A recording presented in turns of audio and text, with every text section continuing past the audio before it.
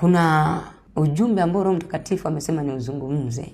Sijui kama kuna watu ambao wanatufuatilia na wanatoka kwenye makanisa ya Ufufuo na Uzima. Sitaki kutaja jina la mtumishi wa Mungu, lakini naomba tu ijulikane kwenye makanisa ya Ufufuo na Uzima. Wale wote ambao wanaabudu kwenye makanisa haya ya Ufufuo na Uzima, lakini hata watu ambao wamekuwa pengine wakimfuatilia mtumishi wa Mungu ambaye ndio mbeba maono wa makanisa yote ya Ufufuo na Uzima, Roho Mtakatifu anasema simameni na kuomba kwa ajili ya mtumishi wa Mungu. Ombeni sana kwa ajili ya mtumishi wa Mungu wa kanisa la Ufufuo na Uzima. Sijui kwa kweli what is going on, sielewi, lakini what I know, mimi namrespect mtumishi wa Mungu huyu, ninamheshimu sana na ninaheshimu mafuta alionayo. These are people ambao kwenye taifa letu wamefanya kazi kubwa kwenye utumishi. Kwa hiyo ninachotamani tu ni kwamba wale watu ambao unasikia mzigo wa kuweza kuomba, inawezekana kabisa pengine amekuwa akipita kwenye mambo mbalimbali, na pengine tumekuwa tu ni watu ambao ni watumishi wa Mungu, tunaona kama ana nguvu, anaweza kujisaidia, anaweza kufanya chochote na tunamwamini na nini. Kumbe inawezekana kunahitajika maombi ya ziada ya kuweza kumvusha sehemu fulani, maombi ya ziada ya kuweza kumvusha kwenye eneo fulani. Petro isingetokea kanisa kuomba, manake Petro asingetoka gerezani na pengine angeweza kukufa kama Yakobo. Yakobo alikufa, ndio kanisa likashtuka baada ya Petro kukamatwa. Kwa hiyo watumishi wa Mungu, watu wa Mungu, wapenzi wa Mungu ambao wanafuatilia makanisa ya Ufufuo na Uzima, pray, ombeni kwa ajili ya mtumishi wa Mungu wa madhabahu ya Ufufuo na Uzima. Nikisema mtumishi wa Mungu manake mbeba maono wa makanisa